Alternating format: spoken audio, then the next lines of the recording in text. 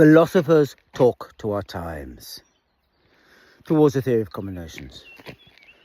At the beginning of Book 5, Spinoza presents his way of explaining how common notions allow you always, or almost always, to reforge who and what you are.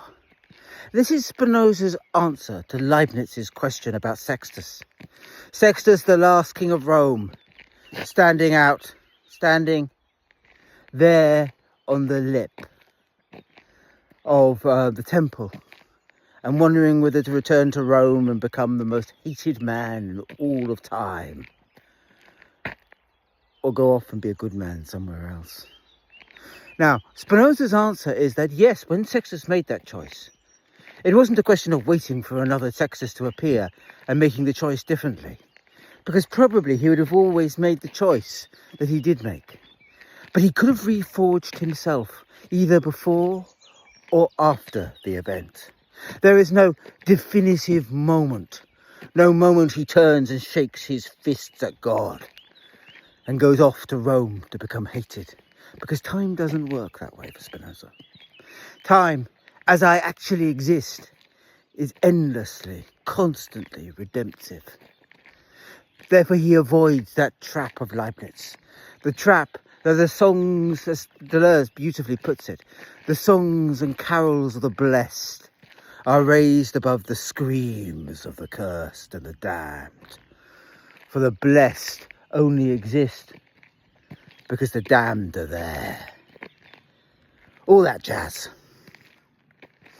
So, Spinoza understands or wants to put forward a theory of how you can use common notions to rethink who and what you are. Behind it is a theory, of course, that individual actions, those that obsess our soul, that drag us here and not there, are mere black holes. Literally black holes. They're vortexes whose singularity we can never really know. An essence that impresses upon our own existence then, like a pinprick, around which we build and make a reality. And it is the reality that we feel. It is the reaction our body has to that which lies outside that dominates what we are. We feel a fever then, to fight a cold, to fight a presence we otherwise do not know is there at all. And Spinoza's point, of course, is that if you could pull back your body, if you could make it sing other songs, if Sextus, standing there upon the lip of the temple, or even halfway back to Rome, could rethink how his body was, how he was invested in this singular act, then his world could change. There is at no point within Spinoza, all the way up until the moment you die, a singular act of damnation. Oh, we damn ourselves constantly. Book 4 has reminded us of that. But that damnation by itself is never final. So how does he make this argument? There are lots of moves. I'll certainly do one today. I might do a second one. I'll see how long the first takes me. But I want to do it properly. This is the problem of singular things versus middles. The point then, what makes ideas dangerous? What makes emotion so dangerous and affect so stubborn is that it exists very much as a black hole or a fever that has taken control of the soul. Something then that you can't quite see, that doesn't really lie within you at all, but obsesses your body so that it can't move on. It can't become anything else. It becomes caught up in the mania of this fight, this battle, this and only this, in the same way that depression devours the soul, or fever devours the body. And that is, Spinoza says, how you have to understand stubborn effects. They are that which is lodged in all that I am. And yet all of my fighting against them, all of my raging, all of the joy that something I obsessively love creates within me, all of that lies in myself alone. Now, if it is pain and actually destroying us, there might not be anything we can do about it. We might just have to accept. But if it is a joy, if it is mingled with pleasure or with pride, then we can always pull it elsewhere, Spinoza would suggest. We can always understand that joy in terms of ourselves alone, because we make that joy. We make that pleasure. We make that war.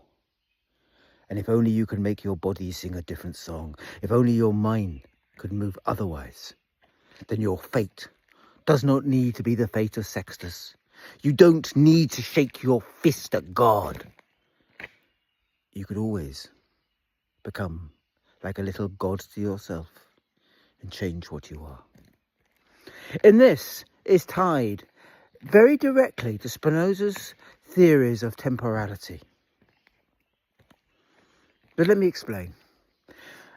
There would be one reasonable explanation of all of this in terms of a presence, the one I've alluded to. It's reasonable. In terms of understanding a singular event, one that lies outside myself, in the same as very caught up within Spinoza's theory of presence. So that I understand a thing as present when it fills my senses, when it occupies my body, when I feel that it is there. And so a stubborn affect is something that lodges you here and now in one present. Now that present is complicated because there's absolutely nothing in Spinoza, really nothing, that doesn't say that memory isn't evolving, changing, moving. Indeed, he in fact explicitly says that most memories are very confused, and creates a theory of common notions where what is being recorded, the soft bits, are on the level of the individual, but what it is recording is refractions that are on the level of the simple body. Now that's a little bit kind of complicated, but simple bodies don't have a simple existence. So that means that memory is never simple. You can remember time in Spinoza. You don't remember an image. So what you are caught up with, that which occupies your soul, is not a simple presence, but a slice of time. It matters. It matters because that's what makes it fit with emotion. Because as you remember it, as you are caught up in seeing it again, seeing that move of time, you're caught up within a feeling, within a passion. And Spinoza, of course, famously thinks of passions in terms of something that is changing in what I am. It's changing who I am. Again, it is worth contrasting here with Leibniz. It's really worth it. Because Leibniz, of course, what I am, who I could be, is constantly shifting, constantly changing. If I wait a little bit longer before I make a choice, my desires will shift and change. I could live in a different world. I could be a different me. Hurrah! Or uh-oh.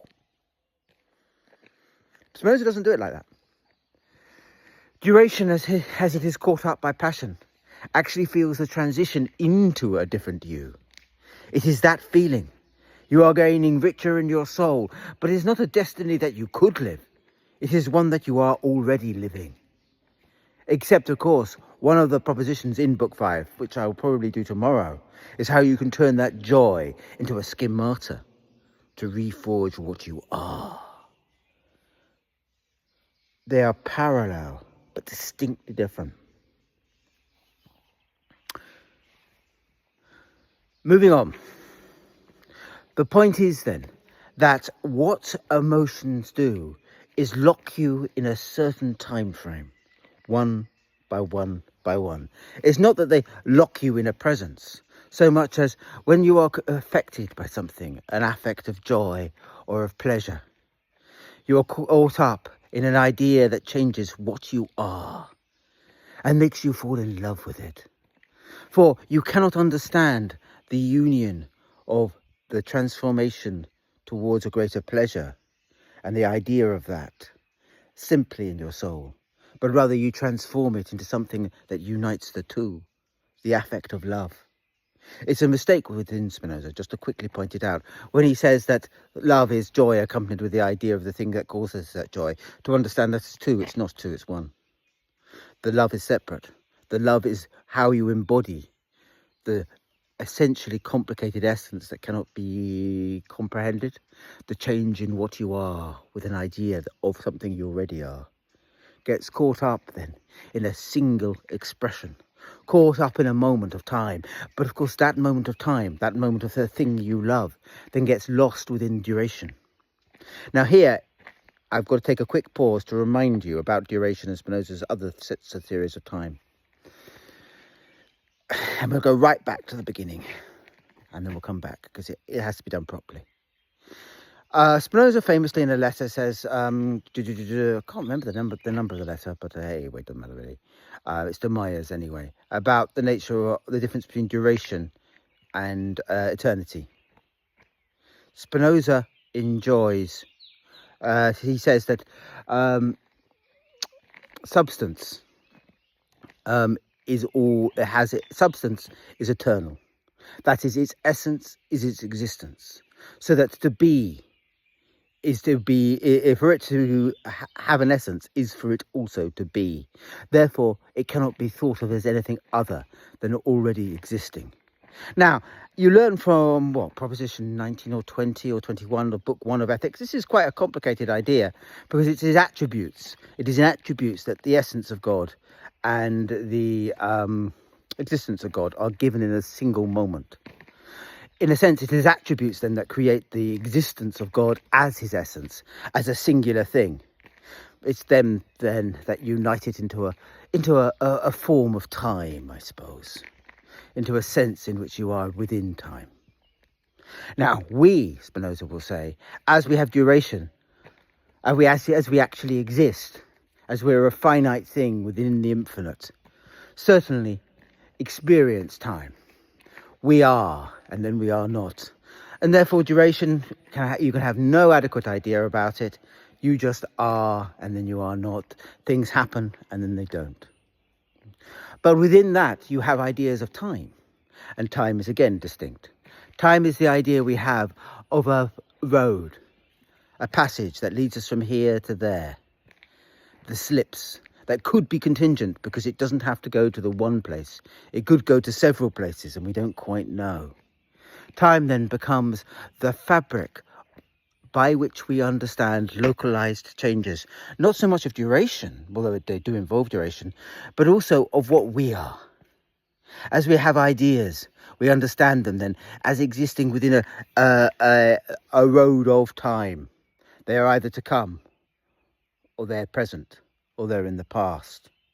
We understand them that way, and we feel them across those roads of time. So to feel love is to feel something present, but it is also, if that present is occluded, or I think about what is to happen, it's to feel that love as a despair if it is gone, or a hope as it is to come. The very transformation then of joy, understood and inadequately, reflects upon time in which that joy will no longer be possible. Okay? In which that joy will no longer be possible. It will no longer be just present. And yet I will remember it. Okay? I'm sorry, I'm being put off by messages here, but that's the trouble. Let me try and explain this better. The point about therefore, the idea of love is that you embody it, but then you embody it, that change within the wider change of a duration and time. And so that it creates its own set of trackways in the brain. And each inadequate idea is not just present, but burns upon the brain a set of other moves by which you embody that love across the rest of your life. So that the singular act itself casts a shadow on everything else that you are. You understand everything else you are in terms of where you are in relation to that singular act, and have a whole sequence of emotions that kind of embody all of those moves. So love becomes embodied by hope, or fear, or despair, or ambition. It gets caught up in a whole set of other emotions where it is combined with units of time. It becomes then a single schemata that smashes into my conceptions of the world. It smashes into who and what I could be. So that even when I don't understand it, I'm obsessed by that singular, particular idea, by the change it makes. If you like, the changes of affects bleed across the brain if they are understood inadequately. Particularly this is true for the affect of joy. If you don't understand it, then the very fact that it changes you, where you understand that change in a here and a now, a thing that I love, or a hope, it in a sense it doesn't matter. It shifts, evolves, becomes this and then that, caught in this time frame or that time frame. But in each time frame, it becomes the way in which you understand all subsequent changes, the way in which you are caught up in understanding all change. And that, Spinoza says, is just slavery of the soul. Because a single affect then bleeds beyond the present and becomes the way you understand the world. And that is always, always highly problematic. Notice something though, Spinoza would say. In all of these moves, it's you that's doing the moving. It's you that's moving the affect from the moment that it was, that you felt it lie beyond you, to understand where it is in time. All of that is done by you. And if you understand all the press of causes in terms of that affect, that also is done by you. And therefore, what you have to do, of course, is to free the mind. Free the mind from this single story, this one plot line, this joy that creates this love, this joy that creates love, this love that creates hope and despair, this hope and despair that creates ambition, self-congratulation, and the rest, and tell a different story. To understand them then, not in terms of the single affect, the object of joy, but the press of reality in which that joy exists. Understand it then not as singular, not as just there, as present, but actually caught up within the middle, caught up within the other moves that are also possible, so that the world doesn't get caught up within your representation of this one thing, but you always free it up, allow it to understand it as caught up in the middle of your own mind. Because once you understand the world as caught up within middles, you're much closer to understanding what is really happening here. This is not the story of one affect and its sad and tortured tale. Oh no. This is the story, the far greater story, of how that affect is part of a huge set of causes, potential causes. There are reasons behind the reasons that are processing your soul. There are other ways you could pull it. There are always other dreams that you could have and that are already present. And this is the point. That are already there in you, but also within the world. And so he would say, if you can understand that, of course, then you break the simple power of this one joy leading to this one thing that leads into this one thing. It is the danger. And Moses doesn't say it like this, but let me put it this way, of falling in love. When you fall in love, joy gets tied to a person, a place. But let's stick with a person. And it is very easy then to drown the rest of the reality in your love for this one person, to feel that joy and happiness lies in them and them alone. And when they leave, you are left bereft. But the secret of life, for me, has always been about going through the joy that somebody gave you and working out how that joy happened and where it happened and how you might share it with other people, where you might share it with other people. Because if you can do that, you can recreate them. You can recreate what they were to you. You can recreate the joy they created within you, and not just within you, but not just now within you, but actually as a shared affect. There is a sense that mine and my partner's life is entirely defined by a relationship we had with a friend in our early 20s who we were terribly close to, who then left us bereft. But we've pulled out an entire life from that bereavement. an entire life of could have beens, of this is what we would have done, which has worked for us. And I would think was a fairly normal way in the end of recovering from any sort of grief. You have to recreate the person, not as a lost present, but actually in the actions that they do, in the movements that they make, in that which they become. So it is understanding how, even as you are following a single plot line in your brain, a love, a hope, a whatever, you are also not following that plot line. The story is caught up in a far bigger story, a story where there are many causes, where those joys that you can feel could be pulled elsewhere, used differently, understood differently, plugged into different causes,